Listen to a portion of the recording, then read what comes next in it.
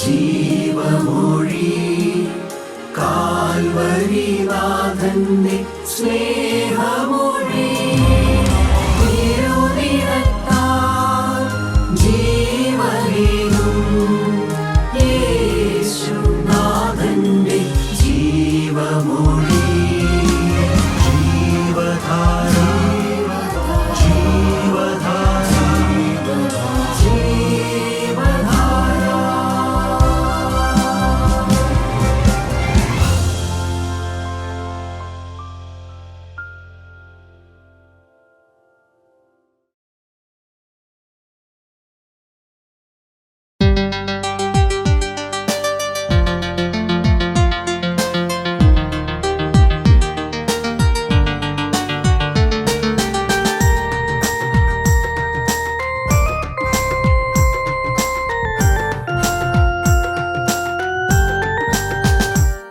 കുഞ്ഞാട്ടിൻ കല്യാണ മഹൽ ദിനത്തിൽ നാം കുഞ്ഞാട്ടിൻ കല്യാണ മഹൽ ദിനത്തിൽ നാം കാന്തയായി നിൽക്കും ശോഭ പരിപൂർണതയോടെ കാന്തയായി നിൽക്കും ശോഭ പരിപൂർണതയോടെ മിന്നുന്ന വസ്ത്രങ്ങൾ ധരിച്ചു കൊണ്ടു നാം മിന്നുന്ന വസ്ത്രങ്ങൾ ധരിച്ചു കൊണ്ടു നാം പ്രിയൻ മുഖം കണ്ടാനന്ദിക്കും നിത്യയുഗങ്ങൾ പ്രിയൻ മുഖം കണ്ടാനന്ദിക്കും നിത്യയുഗങ്ങൾ.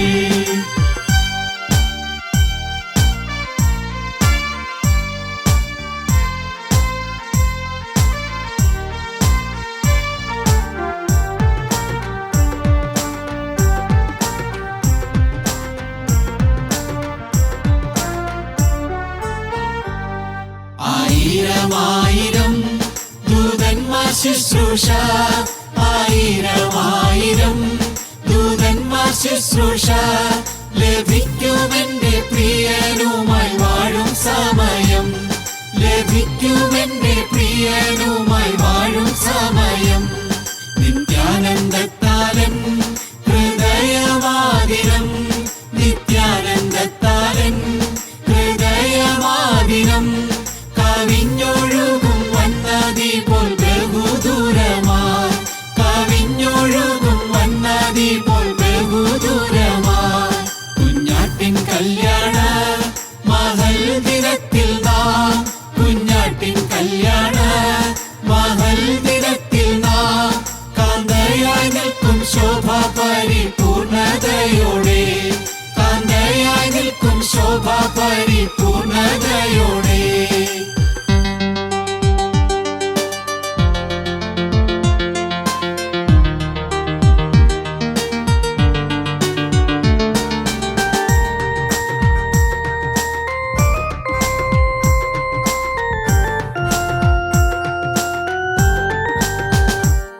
കാന്തനും കാന്തയും കല്യാണശാലയിൽ കാന്തനും കാന്തയും കല്യാണശാലയിൽ എണ്ണമില്ലാത്ത ശുദ്ധർ മധ്യേ വാഴും ചന്തമായി എണ്ണമില്ലാത്ത ശുദ്ധർ മധ്യേ വാഴും ചന്തമായി.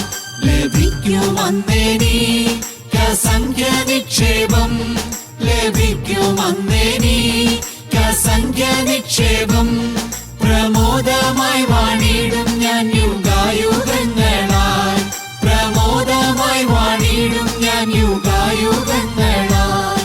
കുഞ്ഞാട്ടിൻ കല്യാണ മഹൽ ദിനത്തിൽ നാം കുഞ്ഞാട്ടിൻ കല്യാണ മഹൽ ദിനത്തിൽ നാം കാന്തയായി നിൽക്കും ശോഭ പരിപൂർണതയോടെ കാന്തയായി നിൽക്കും ശോഭ പരിപൂർണതയോടെ.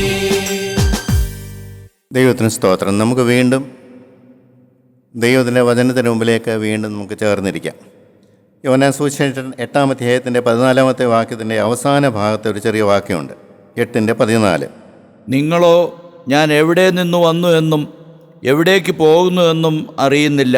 യേശുക്രിസ്തു ഭൂമിയിലേക്ക് അക്ഷരികമായിട്ട് വന്നപ്പോഴും യേശുക്രിസ്തു പലപ്പോഴും പറയുന്നൊരു കാര്യമാണ്, നിങ്ങൾ എന്നെ അറിയുന്നില്ല.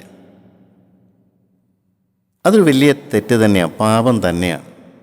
വ്യക്തമായിട്ട് നമുക്കറിയാമല്ലോ, ശീമോൻ എന്ന് പറയുന്ന വയസ്സനായിരിക്കുന്ന ലൂക്കോസ് സുവിശേഷത്തിലെ ആദ്യത്തെ അധ്യായങ്ങളിൽ കാണാം. പരിശുദ്ധാത്മ നിയോഗത്താൽ യേശുക്രിസ്തു ദേവാലയത്തിലേക്ക് വന്നപ്പോൾ ഈ ശീമോൻ ദേവാലയത്തിലേക്ക് വന്നു. പരിശുദ്ധാത്മ നിയോഗം എന്ന് പറയുന്നൊരു കാര്യം, ആ പരിശുദ്ധാത്മാവ് ഉള്ളവർക്ക് മാത്രമേ യേശുവിനെ തിരിച്ചറിയാൻ പറ്റൂ. പരിശുദ്ധാത്മാവ് ഉള്ളവർക്ക് മാത്രമേ ഈ വചനം ദൈവത്തിൽ നിന്നുള്ള വചനമാണോ പിശാചിൻ്റെ വചനമാണോ എന്ന് തിരിച്ചറിയാൻ പറ്റൂ. പരിശുദ്ധാത്മാവ് നിയോഗം ഉള്ളവർക്ക് മാത്രമേ തിരിച്ചറിയാൻ പറ്റുകയുള്ളൂ. ശീമോനെ ഞാൻ അത്ഭുതപ്പെടുത്തുന്ന കാര്യമാണ്. ദൈവത്തിൻ്റെ ആത്മാവ് പറഞ്ഞു കൊടുത്തു, നീ ദേവാലയത്തിലേക്ക് ചെല്ല്, നിനക്കവിടെ ഒരു അത്ഭുതകരമായ കാര്യം, ഒരു രക്ഷ നിനക്കവിടെ കാണാൻ പറ്റും. നീ വർഷങ്ങളായി കാത്തിരിക്കുന്ന രക്ഷ നിൻ്റെ കണ്ണിൻ്റെ മുമ്പിൽ കാണാൻ പോവുകയാണ്. പരിശുദ്ധാത്മാവിൻ്റെ നിയോഗം. എൻ്റെ പ്രിയ സഹോദരങ്ങളെ, ഇന്നത്തെ ഈ കാലഘട്ടത്തിൽ, ദൈവമില്ല എന്ന് പറയുന്ന കാലഘട്ടത്തിൽ, യൗവനക്കാരനേകർ നാശത്തിലേക്ക് പോകുമ്പോൾ ഈ പരിശുദ്ധാത്മാവിൻ്റെ നിയോഗമാണ് ഇന്ന് മനുഷ്യന് അത്യാവശ്യമായി വേണ്ടത്. കർത്താവ് വന്നു, ആശയോടെ വന്നു, തൻ്റെ പ്രിയം വെച്ച നാട്ടിലേക്ക് വന്നു, വീട്ടിലേക്ക് വന്നു. ആരും അവനെ തിരിച്ചറിഞ്ഞില്ല, ആരും അവനെ സ്വീകരിച്ചില്ല. ഒരു ബേഥാന്യ, ആ ഒരു വീടേ ഉള്ളൂ യേശുവിനെ വിളിച്ചത്. അല്ല, 2 പാവനിയായ സ്ത്രീകൾ. അനേകർ വന്നു, സൗഖ്യം പ്രാപിച്ചിട്ട് പോയി. പിന്നെ അവരുടെ കാര്യം നമുക്കറിയാൻ പാടില്ല. ഇന്നും അന്നും ഇന്നും എന്നുമുള്ള കാര്യമാണല്ലോ. പ്രശ്നം വരുമ്പോൾ ദൈവത്തെ വിളിക്കും, പ്രശ്നം മാറിക്കഴിയുമ്പോൾ ദൈവത്തെ വിട്ടുപോകും. ഞാനങ്ങനെ പറയുന്നത് നിങ്ങൾക്ക് പ്രയാസം തോന്നല്ലേ? എന്നാൽ ചിലരങ്ങനെ അതൊരു മുഖാന്തരമായി മാനസാന്തരത്തിലേക്ക് വരുന്നുണ്ട്, ഇല്ലെന്ന് ഞാൻ പറയത്തില്ല. പക്ഷെ ഭൂരിഭാഗം ആൾക്കാരും ലോക കാര്യങ്ങൾ അവർക്ക് അനുകൂലമായി സാധിപ്പിച്ച് കിട്ടാനാണ് അവർ യേശുവിനെ വിളിക്കുന്നത്. അവർ യോഗത്തിന് വരുന്നു, ഒരു സമാധാനത്തിന് വേണ്ടി, അല്പസമാധാനം. എൻ്റെ ദൈവമേ, അങ്ങനെ ഒരു സമാധാനമുണ്ടോ? നിലനിൽക്കുന്ന സമാധാനമല്ലേ ഉള്ളോ? അങ്ങനെ കുറച്ച് നേരത്തേക്ക് ഒരു സമാധാനം കിട്ടിയിട്ട് എന്ത് പ്രയോജനം? പ്രശ്നം വരുമ്പോൾ തകർന്നു പോയില്ലേ? വൻമഴ ചൊരിഞ്ഞു, കാറ്റടിച്ചു, അത് പാറമേൽ അടിസ്ഥാനമില്ലാതാകിയാൽ ഒലിച്ചു പോയി, സംശയമൊന്നുമില്ല. പിശാച് നിസ്സാരന. ഒരു മനുഷ്യൻ്റെ ബലഹീനത എന്താണെന്ന് അവന് വ്യക്തമായിട്ട് അറിയാം. എവിടെ അവനെ തൊട്ടാലും വീഴും, എവിടെയാണ് അവൻ്റെ ബലഹീനത. അതുകൊണ്ട് പ്രിയപ്പെട്ടവരെ, മനുഷ്യനെ പൂർണ്ണമായി ദൈവത്തിൻ്റെ പരിശുദ്ധാത്മാവ് നിയന്ത്രിക്കാത്തടത്തോളം കാലം അവന് നിൽക്കാൻ പറ്റിയില്ല. അവിടെ പറയുന്നു, ഞാൻ നിങ്ങളുടെ രക്ഷയ്ക്ക് വേണ്ടി വന്നിട്ടും നിങ്ങൾ എന്നെ അറിയുന്നില്ല. നമുക്ക് യോഹന്നാൻ സുവിശേഷം 6:44 പറയുന്നു, എൻ്റെ പിതാവ് ആകർഷിച്ചിട്ടല്ലാതെ ആരും എൻ്റെ അടുത്ത് വരത്തില്ല. അതൊരു വലിയ സത്യമാണ്. പിതാവിൻ്റെ ആകർഷണമുള്ളവർക്കേ യേശുവിനെ അംഗീകരിക്കാൻ പറ്റുള്ളൂ. എന്ന് പറഞ്ഞാൽ സ്വർഗം മുന്നമേ കണ്ടവർ, അപ്പോസ്തല പ്രവൃത്തി പറയും, നിത്യജീവനായി നിയമിക്കപ്പെട്ടവരവൻ്റെ വചനം കേട്ടു. നിത്യജീവനായി മുൻകൂട്ടി ദൈവം കണ്ടവർ. അപ്പോൾ ഞാൻ പലപ്പോഴും ആലോചിക്കാൻ, ഞാൻ എത്ര ഭാഗ്യശാലിയാണ്. ഒന്നുമില്ലാത്തൊരു വീട്ടിൽ നിന്ന്, ഒരു യോഗ്യതയില്ലാത്ത യൗവനകാലത്ത് ജീവനുള്ള ദൈവം എന്നെ വിളിച്ചു എന്ന് പറയുമ്പോൾ ഞാൻ എത്രമാത്രം സന്തോഷിക്കണം. എൻ്റെ പദവി എത്ര! തകർന്നുപോയ ജീവിതത്തിൽ നിന്ന് എൻ്റെ ദൈവം എന്നെ പൊക്കിയെടുത്തു. വല്ല കാര്യമുണ്ടോ? വാഗ്ദാനങ്ങൾ തന്നു. ഞാൻ നിൻ്റെ ഉള്ളത്തിലേക്ക് വരാമെന്ന് പറഞ്ഞു. സ്വർഗരാജ്യത്ത് ഞാൻ എത്തിക്കാമെന്ന് പറഞ്ഞു. നിൻ്റെ കഴിഞ്ഞ കാലങ്ങളെല്ലാം ക്ഷമിച്ചു തരാമെന്ന് പറഞ്ഞു. പാപ പ്രവണത മാറ്റിത്തരാമെന്ന് പറഞ്ഞു. നീ എന്നെ വിശ്വസിക്കുമെന്ന് എൻ്റെ ഒറ്റ ചോദ്യം ചോദിച്ച്. പ്രിയപ്പെട്ടവരെ, അത് എന്തുകൊണ്ടാണ്? വേറെ ആർക്കും സാധിക്കാത്ത എന്തുകൊണ്ടാണ്? എൻ്റെ വീട്ടിൽ വേറെ 4 പേരുണ്ട്. അവർക്കെന്താ അംഗീകരിക്കാൻ? അന്നത്തെ കാലത്ത്. പിന്നീട് എൻ്റെ സഹോദരൻ വന്നു, അവർക്കിത് അംഗീകരിക്കാൻ പറ്റുന്നില്ല. അവരിത് പൈശാചികമായിട്ടാണ് അവർ കാണുന്നത്. എന്തുകൊണ്ട്? ഞാൻ ഒരു വട്ടം എന്താ വ്യത്യാസം? ഒരേ വീട്ടിൽ ഒരേ രക്തത്തിലും മാംസവും ഉള്ളവരെ അവർക്ക് അംഗീകരിക്കാൻ പറ്റുന്നില്ല, എനിക്ക് അംഗീകരിക്കാൻ പറ്റും. അതാണ് നിത്യജീവനായി നിയമിക്കപ്പെട്ട ഒരു മനുഷ്യൻ എന്ന് പറയുന്നത്. എൻ്റെ പിതാവിൻ്റെ ആകർഷണം ഉണ്ടെന്ന് പറഞ്ഞൊരു കാര്യം. അങ്ങനെ പിതാവ് ആകർഷിക്കപ്പെട്ട ഞാൻ ആ പിതാവിൻ്റെ ഹൃദയത്തെ വേദനിപ്പിക്കുന്ന കാര്യങ്ങൾ വല്ലതും ചെയ്യാൻ പാടുണ്ടോ? ആ ദൈവത്തിന് ഹിതകരമല്ലാത്ത എന്തെങ്കിലും ചെയ്യാൻ പാടുണ്ടോ? ആ ദൈവത്തിന് ദുഃഖം വരുന്ന എന്തെങ്കിലും കാര്യം ചെയ്യാൻ പാടുണ്ടോ? അവൻ്റെ പുത്രൻ തന്ന വചനം തള്ളിക്കളയാൻ പാടുണ്ടോ? അതനുസരിക്കാൻ രാവും പകലും അതിനുവേണ്ടി അധ്വാനിക്കണ്ടേ? അത് നമ്മുടെ ഹൃദയത്തിൻ്റെ ആഗ്രഹമായിരിക്കണ്ടേ? അവൻ അയച്ച യേശുക്രിസ്തുവിനെ മാനിക്കണ്ടേ? അവൻ്റെ വചനം പൊന്നുപോലെ കൊണ്ട് നടക്കണ്ടേ? അവൻ്റെ വചനപ്രകാരം ജീവിക്കാനുള്ള കൃപയ്ക്ക് വേണ്ടി കാത്തിരിക്കണ്ടേ?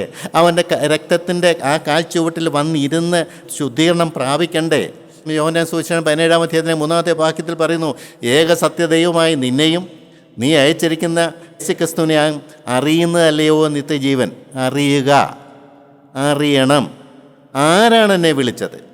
എന്തിനു വേണ്ടിയാണ് എന്നെ വിളിച്ചത്? എന്നെ എവിടെ കൊണ്ടുപോകാനാണ് വിളിച്ചത്? അവൻ എന്നെ വെച്ചിരിക്കുന്ന ആശയം എന്താണ്? ഞാൻ അറിയണ്ടേ പ്രിയപ്പെട്ടവരെ. എന്നെ വിളിച്ചവൻ സാധാരണക്കാരനല്ല, ലോകം മനുഷ്യനല്ല. അവൻ ഇന്നൊന്ന് പറഞ്ഞ് നാളെ വേറൊന്ന് പറയുന്നവനല്ല. വാക്ക് പറഞ്ഞാൽ മാറാത്തവനാണ്. ശക്തനായ ദൈവമാണ്. പിശാചിൻ്റെ മേൽ അധികാരമുള്ളവനാണ്.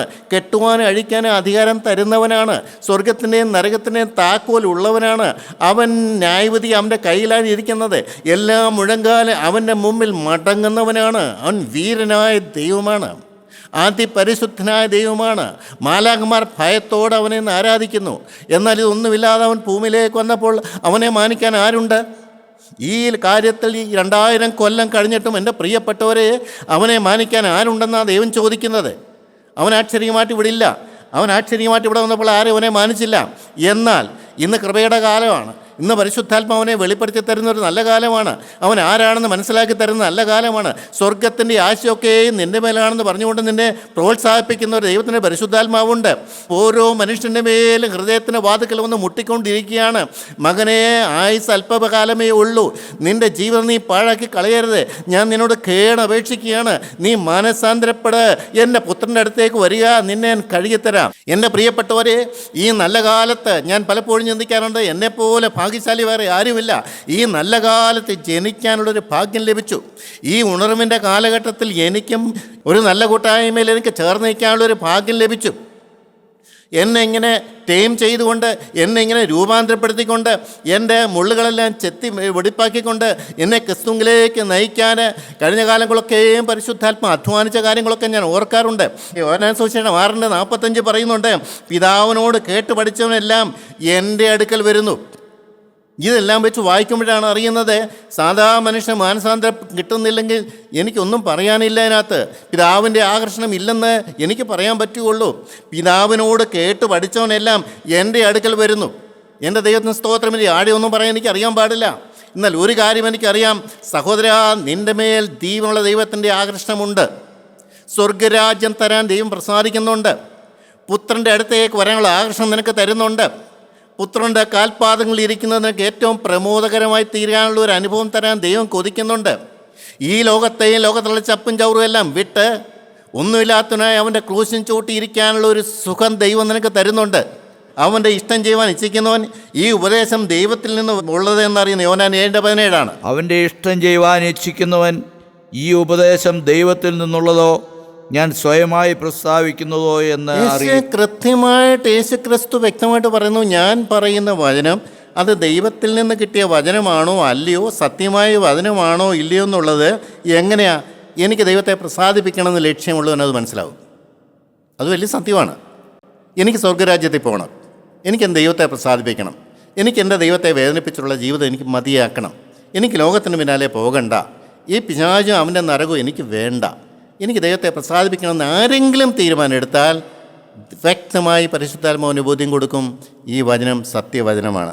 എന്നാൽ നമുക്ക് ഇന്നത്തെ ചിന്തിക്കാൻ ഞാൻ ഉദ്ദേശിക്കുന്നത്, യേശുവിൻ്റെ അടുത്ത് വന്നാൽ കർത്താവ് പറഞ്ഞു, എൻ്റെ അടുക്കൽ അധികം പേരും വരുന്നില്ല, നിത്യജീവൻ ലക്ഷ്യമാക്കി വരുന്നില്ല.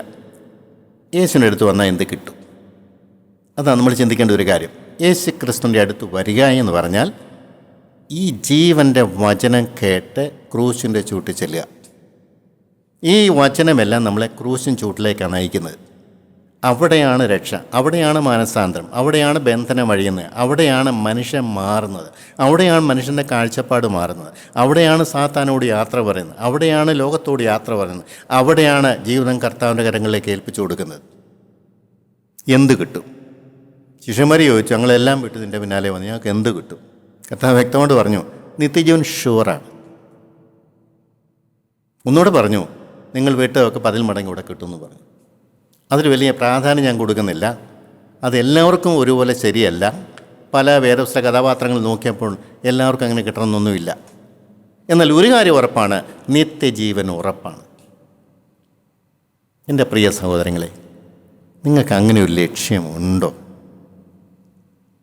സർവ്വലോകവും നേടിയാലും മനുഷ്യൻ തൻ്റെ ആത്മാവിനെ നഷ്ടമാക്കിയാൽ എന്ത് പ്രയോജനം എന്നുള്ള വേദപുസ്തകത്തിലുള്ള കാര്യം ഞാനത് ഒന്നുകൂടെ മാറ്റി പറയാണ്. ഒരു മനുഷ്യൻ സർവ്വലോകവും നേടാൻ ആഗ്രഹിച്ച് ഇറങ്ങിത്തിരിക്കുമ്പോൾ തന്നെ അവൻ്റെ ആ ജീവൻ നഷ്ടപ്പെടും, നിത്യജീവൻ നഷ്ടപ്പെടും. അവൻ്റെ ലാക്കം ലക്ഷ്യം ഈ ലോകത്തിലേക്ക് ഇറങ്ങുമ്പോൾ തന്നെ അവൻ നിത്യജീവൻ നഷ്ടപ്പെടും. നമ്മളൊക്കെ ലോകത്തിലേക്ക് ഇറങ്ങിപ്പോകുമ്പോൾ നമ്മൾ ചിന്തിക്കാറുണ്ടോ എൻ്റെ ആത്മാവിൻ്റെ അവസ്ഥ എന്താണ്? അതിൻ്റെ ലിമിറ്റ് എത്രയാണെന്നറിയാം? How far? എത്രമാത്രം ലോകത്തിലേക്ക് പോകാം, എത്രമാത്രം പണം സമ്പാദിക്കാം, എത്രമാത്രം ലോകസുഖങ്ങളുടെ പിന്നാലെ പോകാം, എത്രമാത്രം, ഹൗ ഫാർ? അത് പരിശുദ്ധാത്മാവ് തീരുമാനിക്കേണ്ട കാര്യമാണ്, ഞാനല്ല. ഹൃദയത്തിൽ അല്പം പോലും അറ്റാച്ച്മെൻ്റ് ഇല്ലാതെ നിനക്ക് എന്തൊക്കെ ചെയ്യാൻ പറ്റുമോ? അല്ല, ദൈവം കൂടെ നിന്നുകൊണ്ട് നിനക്ക് ഏതെല്ലാം രീതിയിൽ പോകാൻ പറ്റുമോ നീ ചെയ്തോളൂ.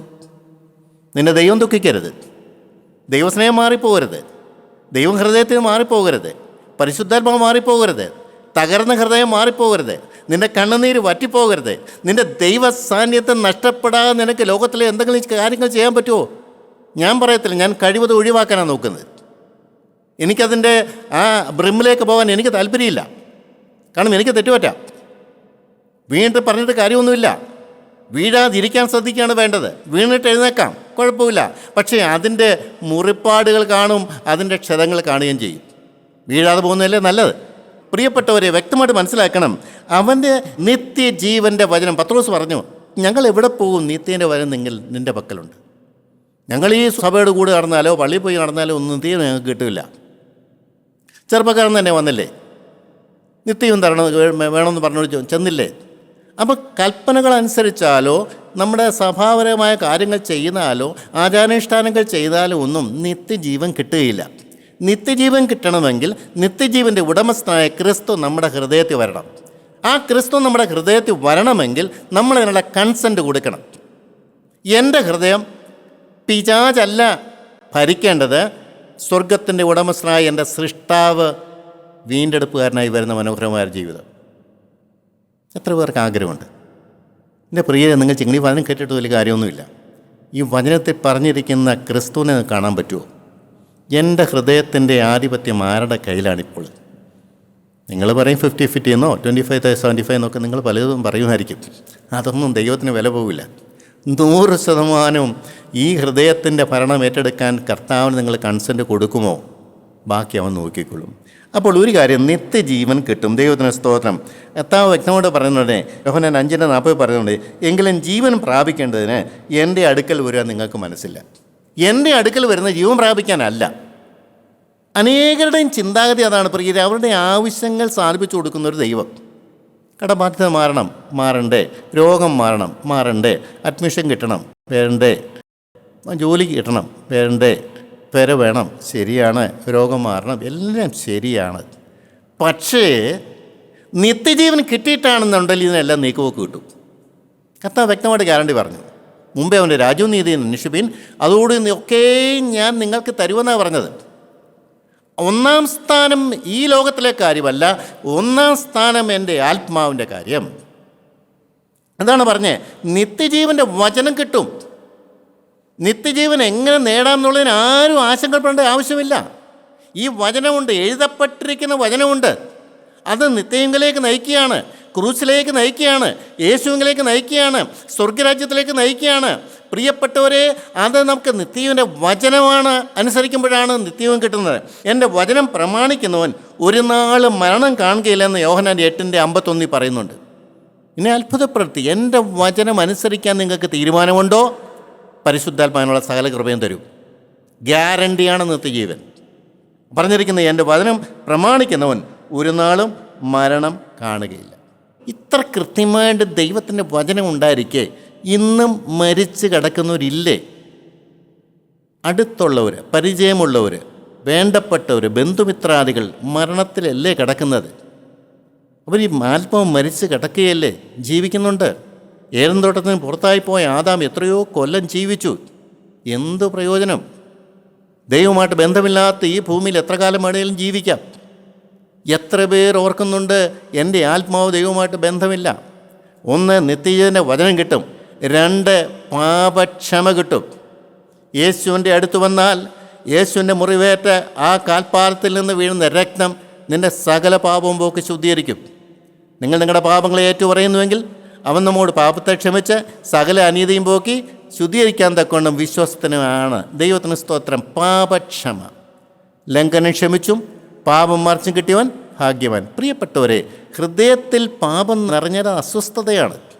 നമുക്ക് സമാധാനമില്ല, നമുക്ക് സന്തോഷമില്ല, നമുക്ക് ആശ്വാസമില്ല, നമുക്ക് ഈർഷ്യയായി, നമുക്ക് മുഷിച്ചിലായി, നമുക്ക് ഇറിറ്റേഷനായി, നമുക്ക് ആകെപ്പാടെ ഡിസ്റ്റർബ്ഡാണ്.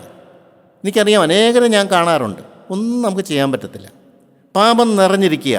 അവിടെ എങ്ങനെ സമാധാനം കിട്ടും? അറക്കുവാനും മുട്ടിക്കാനും മോഷ്ടിക്കാനുമാണ് വന്നതെന്ന് വേദപുസ്തകം വ്യക്തമായിട്ട് പറയുന്നുണ്ട്. ആർക്ക് വിഷയമാണ്?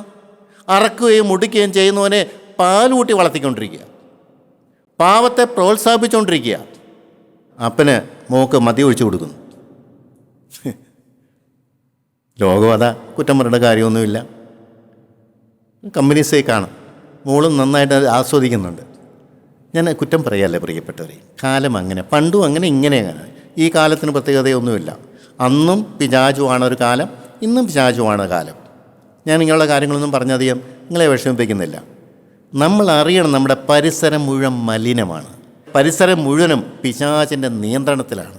അവിടെയാണ് ഒരു മിന്നാമിനുങ്ങ് പോലെ ഞാൻ നിൽക്കുന്നുവെങ്കിൽ എത്ര കരുതലോടെ ജീവിക്കണം, എത്ര സൂക്ഷ്മയോടെ ജീവിക്കണം.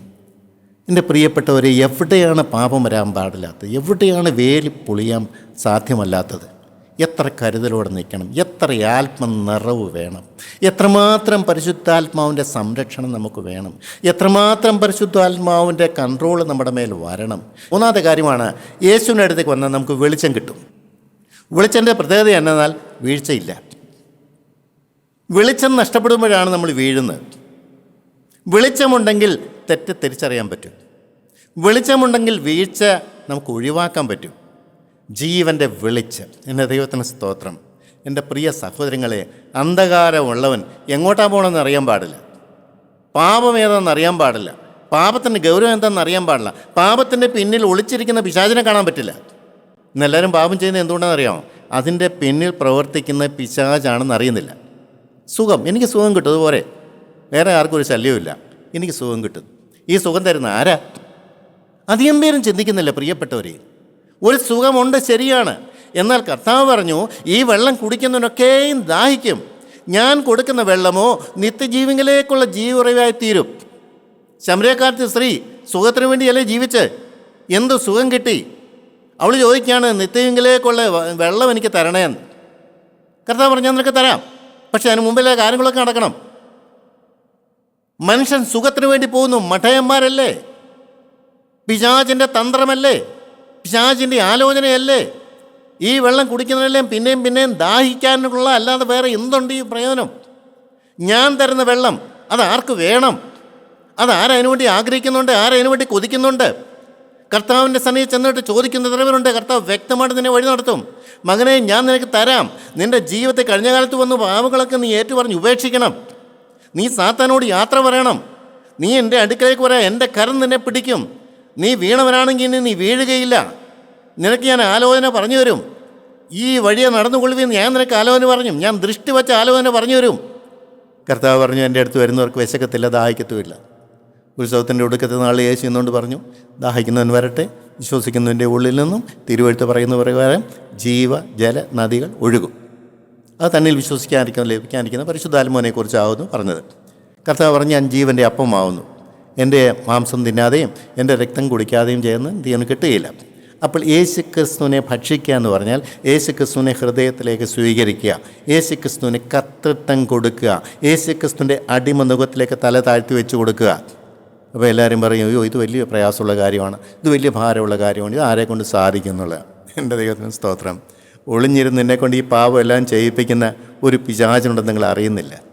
അതാണ് സുബോധമില്ല, വെളിച്ചമില്ലെന്ന് പറഞ്ഞതിൻ്റെ കാരണം അതാണ്. വെളിച്ചമുള്ളവർക്ക് പാപത്തിൻ്റെ സെൻസിറ്റിവിറ്റി വളരെ കൂടുതലാണ്. പാപം ദൂരെ നിന്ന് വരുമ്പോൾ തന്നെ നമുക്ക് സെൻസിറ്റീവ് ആകും. ഇത് പാപമാണ്, തെറ്റാണ്, നീ സൂക്ഷിച്ചു കൊള്ളാൻ പറയും, വഴി മാറിക്കൊള്ളാൻ പറയും. മറ്റൊന്നല്ല, പാപത്തിൽ വീണാലും അറിയത്തില്ല. അവിടെ കിടന്ന് പന്നിയെപ്പോലെ ചെളിക്കകത്ത് ഉരുണ്ട് കളിക്കുന്ന മനുഷ്യൻ. എൻ്റെ പിതാവ് തരുന്നൊക്കെയും എൻ്റെ അടുക്കൽ വരും, എൻ്റെ അടുക്കൽ വരുന്നത് ഞാൻ തള്ളിക്കളയില്ല. അത് ഉറപ്പാണ് പ്രിയത. കർത്താവിൻ്റെ സന്നിധിയിലേക്ക് ചെല്ലുന്നവരെ കർത്താവ് ഒരിക്കലും എങ്ങനെയെങ്കിലും അവനെ നിത്യമെങ്കിൽ നിലനിർത്താനായിട്ട് കർത്താവ് ശ്രമിക്കും, തള്ളിക്കളയില്ല. തെറ്റുപറ്റിയാലും ആ തെറ്റിൻ്റെ ഗൗരവം മനസ്സിലാക്കി ഇനിയും വരിയില്ലെന്ന് തീരുമാനം എടുത്തു കഴിഞ്ഞാൽ, കർത്താവേ ഇനി അത് വരാതിരിക്കാനുള്ള കൃപ എനിക്ക് തരണേ, ഇനിയും പാപം വന്നിട്ട് നിൻ്റെ അടുക്കൽ വന്ന് എനിക്ക് തെറ്റുപറ്റിപ്പോയി എന്ന് പറഞ്ഞുകൊണ്ട് കരയാൻ ഇടവരല്ലേ കർത്താവേ, നീ എൻ്റെ കൂടെ നിൽക്കണമേ, എൻ്റെ കരം പിടിക്കണമേ എന്ന് നിർബന്ധമായിട്ട് പറഞ്ഞാൽ കർത്താവ് നിന്നെ വീടാതെ നടത്തും. പിന്നെ യോഹന്നാൻ സുവിശേഷം 8:31 പറയുന്നു, നിങ്ങളൊരു സത്യം അറിയും. ഈ ലോകത്ത് ഒരു സത്യമേ ഉള്ളൂ. അതെന്താ? കർത്താവായ യേശു ക്രിസ്തു. വേറെ ഒന്നും സത്യമല്ല. സത്യമെന്ന് പറയുന്നത് യേശു ക്രിസ്തുവാണ്. പീലാത്തോസ് ചോദിച്ചു, സത്യം എന്ന് പറഞ്ഞാൽ എന്താണ്? ശരിയായിട്ട് പറഞ്ഞാൽ സത്യമാണ് കണ്ണിന് മുമ്പിൽ നിന്ന്, പീലാത്തോസിൻ്റെ കണ്ണിന് മുമ്പിൽ നിന്ന് ആ സത്യമാണ്. സത്യം അറിയുകയും സത്യം നിങ്ങളെ സ്വതന്ത്രരാക്കുകയും ചെയ്യും. സത്യം ക്രിസ്തുവാണ്. ആ ക്രിസ്തുവിൻ്റെ അടുത്ത് ചെന്നാൽ ആ ക്രിസ്തു നിങ്ങൾക്ക് സ്വാതന്ത്ര്യം തരും. എത്ര പേര് ഈ സത്യം അറിയുന്നുണ്ട്? എത്ര പേര് ഈ സ്വാതന്ത്ര്യം ലഭിക്കുന്നുണ്ട്? പ്രിയ സഹോദരങ്ങളെ, നമുക്ക് ദൈവത്തിൻ്റെ വേല ചെയ്യണമെങ്കിൽ ഈ സത്യം അറിഞ്ഞേ പറ്റുള്ളൂ. ഈ സത്യം അനുഭവിച്ചേ പറ്റുകയുള്ളൂ. ഈ സത്യത്തിൻ്റെ സാക്ഷിയായി നിന്നേ പറ്റുകയുള്ളൂ. ഞാൻ കർത്താവായ യേശു ക്രിസ്തുവിൻ്റെ ശബ്ദം കേട്ടു, ഞാൻ കർത്താവിനെ കണ്ടു, ഞാൻ കർത്താവിൻ്റെ കാൽപാദങ്ങളിൽ ഇരുന്നു, അവനാണ് എന്നെ ഇങ്ങോട്ട് അയച്ചത് എന്ന് പറയാനുള്ള പ്രാഗൽഭ്യം നാം നേടിയേ പറ്റുള്ളൂ. തടസ്സങ്ങൾ മാറ്റിയില്ലെങ്കിൽ നഷ്ടമാണ് പ്രിയ താരങ്ങളെ. ബന്ധനങ്ങൾ മുറുകിപ്പോകും. ഒരു സമയത്തിനുള്ളിൽ നമ്മുടെ ബന്ധനം അഴിച്ചില്ലെങ്കിൽ ആ ബന്ധനം മുറുകും. പിന്നെ ആ ബന്ധനം അഴിക്കാൻ വലിയ പ്രയാസമാണ്. നമുക്ക് പാപബോധം കിട്ടിയില്ല, കുറ്റബോധം കിട്ടിയില്ല. യഹോവയെ കണ്ടെത്താവുന്ന കാലത്ത് അവനെ അന്വേഷിപ്പീൻ, അവനെ അടുത്തിരിക്കുമ്പോൾ തന്നെ അവനെ വിളിച്ചപേക്ഷിപ്പീൻ എന്നാണ് വചനം പറയുന്നത്. എപ്പോഴും അവനെ കണ്ടെത്താൻ പറ്റില്ല, എപ്പോഴും അവൻ അടുത്ത് വരികയില്ല. പരിശുദ്ധാത്മാവ് വാദിക്കുന്ന ഒരു കാലമുണ്ട്, പരിശുദ്ധാത്മാവ് ഇടപെടുന്ന ഒരു കാലമുണ്ട്, പരിശുദ്ധാത്മാവ് നമ്മളെ മാനസാന്തരത്തിലേക്ക് വഴി നടത്തുന്ന ഒരു കാലമുണ്ട്, പരിശുദ്ധാത്മാവ് പാപത്തോട് യാത്ര പറയിക്കാൻ പ്രേരണ തരുന്നൊരു കാലമുണ്ട്, തെറ്റിനെ തെറ്റെന്ന് നമുക്ക് കാണിച്ചു തരുന്നൊരു കാലമുണ്ട്, ഒരു തകർച്ചയുടെ ഒരു നല്ല കാലമുണ്ട്. തകർന്ന ഹൃദയം എപ്പോഴും കിട്ടുമോ? ഇല്ല പ്രിയരെ, കിട്ടുകയില്ല. അനേകർ പറയുന്നുണ്ട്, പണ്ട് ഞാൻ കരഞ്ഞ വ്യക്തിയാണ്, ഇന്നെനിക്ക് കരച്ചിലില്ല. എന്തു പറ്റി? മനസ്സ് കഠിനമായി പോയി. കർത്താവിൻ്റെ സന്നിധിയിലേക്ക് ചെല്ല്, കാര്യം പറയാം. എൻ്റെ ഹൃദയം കല്ലായിപ്പോയി, എനിക്ക് അവിശ്വാസം വന്നുപോയി, ഞാൻ വചനം തള്ളിക്കളഞ്ഞു പോയി, ഞാൻ പാപത്തെ സ്നേഹിച്ചു പോയി, പിശാചാണെന്ന് അറിയാതെ പാപത്തിന് പിന്നാലെ ഞാൻ പോയി, നിന്നെ ഞാൻ ദുഃഖിപ്പിച്ചു പോയി, നിന്നെ ഞാൻ വേദനിപ്പിച്ചു പോയി, ഞാൻ നിന്നോട് പാപം ചെയ്തു പോയി. കർത്താവേ, ഈ ഒരു പ്രാവശ്യമെങ്കിലും എനിക്ക് ക്ഷമിച്ച് തരണമേ. പോരെ കർത്താവേ, ഇനിയും പാപം വരാനുള്ള പ്രേരണയൂടെ നീ എനിക്ക് മാറ്റിത്തരണമേ. ഞാൻ നിൻ്റേതായിട്ട് പ്രഖ്യാപിക്കുകയാണ്. തിരുരക്തം എൻ്റെ മേൽ തളിക്കണമേ, നിൻ്റെ മുദ്ര എൻ്റെ മേൽ ഇടണമേ, നിൻ്റെ കരം എന്നെ പിടിക്കണമേ. സത്യം അറിയുകയും സത്യം നിങ്ങളെ സ്വതന്ത്രരാക്കുകയും ചെയ്യും. കർത്താവ് വ്യക്തമായിട്ട് പറഞ്ഞു, ഞാൻ നിങ്ങൾക്ക് സ്വാതന്ത്ര്യം തന്നാൽ അതാണ് സാക്ഷാൽ സ്വാതന്ത്ര്യം. സാക്ഷാൽ സ്വാതന്ത്ര്യം. ദൈവത്തിന് സ്തോത്രം. പ്രിയപ്പെട്ടവരെ, സാക്ഷാൽ സ്വാതന്ത്ര്യം എന്ന് പറഞ്ഞാൽ ആത്മാവിൻ്റെ സ്വാതന്ത്ര്യമാണ്. ഈ ലോകത്തിൽ ദൈവപൈതലായി ജീവിക്കുക, ഈ ലോകത്തിൽ ദൈവകൃപ അനുഭവിച്ചുകൊണ്ട് ജീവിക്കുക, ഈ ലോകത്തിൽ ദൈവത്തിൻ്റെ പേരിൽ അറിയപ്പെടുക, ഈ ലോകത്തിൽ ദൈവത്തിൻ്റെ ആത്മാവുള്ളവനായിട്ട് കഴിയുക, ഈ ലോകത്തിൽ ദൈവത്തിൻ്റെ അംബാസഡറായിട്ട് കഴിയുക, ഈ ലോകത്തിൽ ദൈവത്തിൻ്റെ വേലക്കാരനായിട്ട് കഴിയുക, ഈ ലോകത്തിൽ ദൈവത്തെ കാണിച്ചു കൊടുക്കാനായിട്ട് നിൽക്കുക, ഈ ലോകത്തിൽ പാപം കൂടാതെ ജീവിക്കാൻ പറ്റുമെന്ന് ധൈര്യത്തോടെ പറയാൻ പറ്റുക, ഈ ലോകത്തിൽ വചനം അനുസരിക്കാൻ പറ്റുമെന്ന് കാണിച്ചു കൊടുക്കുക, ഈ ലോകത്തിൽ മുഴങ്കാലം അടക്കിക്കൊണ്ട് ദൈവസന്നിധിയിൽ ഇരിക്കാൻ പറ്റും. എപ്പോഴും 24 മണിക്കൂറും ദൈവസാന്നിധ്യം കിട്ടും. അതിനുവേണ്ടി കുറിച്ചാൽ ഇതൊക്കെ ആരെയും അനുഭവമുള്ളവർ പറയണ്ടേ? പിന്നത്തെ കാര്യമാണ് ദൈവസാന്നിധ്യം. നിങ്ങൾക്കത് മനസ്സിലാവില്ല ദൈവസാന്നിധ്യം എന്ന് പറഞ്ഞാൽ എന്താണെന്ന്. എനിക്കത് പറഞ്ഞുതരാൻ അറിയാൻ പാടില്ല.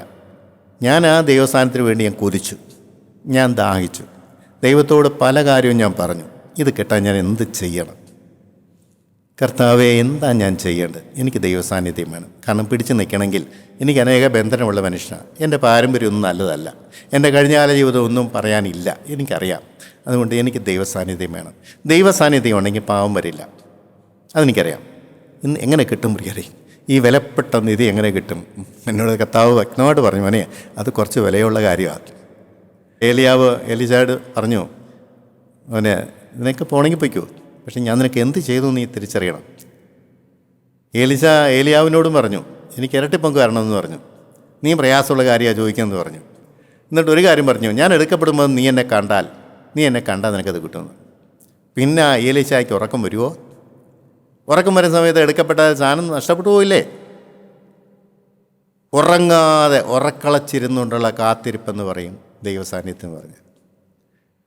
ദാഹിക്കുന്നവനും മാത്രം, വില കൊടുക്കുന്നവനും മാത്രം, വചനപ്രകാരം ജീവിക്കാൻ തീരുമാനമെടുത്തവന് മാത്രം, നിത്യജീവൻ ലക്ഷ്യമാക്കി ജീവിക്കുന്നവന് മാത്രം, എന്തെല്ലാം വിടേണ്ടി വന്നാലും വിടാൻ തയ്യാറാൻ തീരുമാനമെടുക്കുന്നവന് മാത്രം എനിക്കെൻ്റെ യേശുവിനെ കണ്ടാൽ മതി, ഈയത്തിലേമായ അസുഖം വിട്ടാൽ മതി.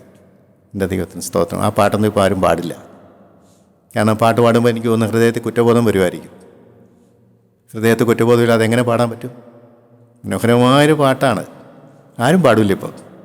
പഴയ പിതാക്കന്മാരൊക്കെ അനുഭവിച്ച കാര്യങ്ങളാണ്. ദൈവത്തിന് സ്തുതി. ദൈവ സാന്നിധ്യം ഞാൻ എന്താണെന്നൊന്നും ഞാൻ പറയത്തില്ല, അത് നിങ്ങൾ നേടിയെടുക്കണം. വിലപ്പെട്ട നിധി എവിടെ പോയാലും കൂടെ കാണും. എവിടെ പോയാലും ദൈവം ഇഷ്ടമില്ലാത്തടത്തോളം പോവില്ലല്ലോ. പോകുമ്പോൾ കർത്താവിനെ വിളിച്ചാൽ കർത്താവ് കൂടെ വരും. കൂടെ വന്നാൽ എപ്പോഴും 24 മണിക്കൂർ ഓരോ സെക്കൻഡും കർത്താവേ തിരുസാന്നിധ്യത്തെ എനിക്ക് മാറിപ്പോകല്ലേ, നഷ്ടപ്പെട്ടു പോകല്ലേ എന്ന് ഹൃദയത്തിൻ്റെ ഉള്ളിൽ നിന്ന് ഇങ്ങനെ നിലവിളിക്കുമ്പോൾ ദൈവം മാറിപ്പോവും. നമുക്ക് വേറൊരു ലാക്കില്ല, ലക്ഷ്യമില്ല. ദൈവത്തോട് കൂടെ. കാരണം അവിടെ ചെല്ലുമ്പോൾ ഇതല്ലേ ജോലി.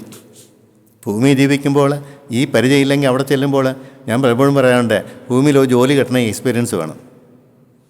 സ്വർഗത്തിൽ ചെന്ന ആൾ ജോലി തന്നെ അധികം പേർക്കും അറിയാൻ പാടില്ല. ദൈവത്തെ ആരാധിക്കുകയും സ്തുതിക്കുകയും ചെയ്യുന്ന ജോലിയാണെങ്കിൽ ഇവിടെ വെച്ചതില്ലെങ്കിൽ എങ്ങനെ അവിടെ ചെല്ലും? ദൈവത്തിന് സ്തോത്രം. ഞാൻ തീരുമാനിക്കാണ്ട് 2 പേരും അഴകല്ലി പൊടിച്ചുകൊണ്ടിരിക്കും. ഒരുത്തി എടുക്കും, ഒരുത്തിയെ ഉപേക്ഷിക്കും. അപ്പോൾ ഒരുത്തി എടുക്കാൻ കാരണം എന്താ? അരകല്ലി പൊടിച്ചുകൊണ്ടിരിക്കുമ്പോഴും ദൈവസാന്നിധ്യമാണ്. 2 പേര് വയലിൽ പൊടിച്ചുകൊണ്ടിരിക്കും, ഒരാളെ എടുക്കും, ഒരാളെ എടുക്കത്തില്ല. എന്താ കാര്യം? ഒരാൾ കൃഷി പണി ചെയ്യുമ്പോഴും ദൈവസാന്നിധ്യത്തോടു കൂടിയാണ് കൃഷി ചെയ്യുന്നത്. 2 പേര് കിടക്കെ കിടക്കും, ഒരാളെ എടുക്കും, ഒരാളെ എടുക്കത്തില്ല. അതെന്താ? കിടക്കെ കിടക്കുമ്പോൾ ദൈവസാന്നിധ്യമാണ്. പറ്റുമോ? എടുക്കപ്പെടണമെങ്കിൽ അതൊക്കെ പറ്റുള്ളൂ.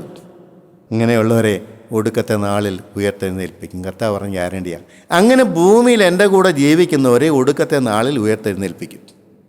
എൻ്റെ പ്രിയ സഹോദരങ്ങളെ, ഇന്നും നാളെയോ നമ്മളെ ആരെങ്കിലും കടന്നു പോകും. പോകുമ്പോൾ എങ്ങോട്ടാണ് പോകണമെന്ന് വേറെ ആർക്കും ഒന്നും അറിയത്തില്ല. പക്ഷെ ഞാൻ അറിയണ്ടേ? എൻ്റെ മരണക്കിടക്കയിൽ സ്വർഗത്തിലെ ദൂതന്മാരും കർത്താവ് യേശു ക്രിസ്തു വാഴ്ത്തപരമായിട്ട് ഇറങ്ങി വന്ന് എന്നെ കൂട്ടിക്കൊണ്ടു പോകുമെന്ന് ഉറപ്പുണ്ടോ? ആ കൂട്ടിക്കൊണ്ടുവരുന്ന അന്നേരം കൂട്ടിക്കൊണ്ടുവരുന്നതാണോ? അല്ല പ്രിയരെ. തീരുമാനം എടുത്ത കാലം തൊട്ട് ദൈവത്തോടു കൂടെ നടക്കുന്നവർക്ക് അവരെ കൊണ്ടുപോകാൻ ഇങ്ങനെ തയ്യാറെടുത്ത് നിൽക്കുകയാണ്. പിതാവായ ദൈവത്തിൽ നിന്ന് ഓർഡർ കിട്ടുമ്പോൾ ഇവരെ പൊക്കിക്കൊണ്ടു പോകാൻ വേണ്ടി കാത്തിരിക്കുക. ആ സമയത്ത് സ്വർഗം വിട്ട് താഴോട്ട് ഇറങ്ങി വരുന്ന എല്ലാ മാലാഖമാരും കർത്താവും. ദൈവത്തോടു കൂടി നടക്കുന്നവർക്ക് ദൈവം കൊടുക്കുന്ന ഏറ്റവും വലിയ പ്രിവിലേജാണ് അവസാനം ഒടുക്കത്തെ നാളിൽ ഉയർത്തെഴുന്നേൽപ്പിക്കുക. എൻ്റെ പ്രിയ സഹോദരങ്ങളെ, യേശുവിൻ്റെ അടുത്ത് നിങ്ങൾ വന്നോ? യേശു തരുന്ന സമാധാനം ആസ്വദിച്ചോ? നിത്യജീവൻ്റെ ഉറപ്പ് ലഭിച്ചുവോ? അക്കരെ ദിവസത്തെ കടന്നു പോകുമോ? നിൻ്റെ ആത്മാവ് ഉള്ളിൽ നിന്ന് ഹേമിക്കുന്നുണ്ടോ? ദൈവനാമം മാത്രം മഹത്വപ്പെടാൻ ഇടയാവട്ടെ. ദൈവത്തിന് സ്തോത്രം.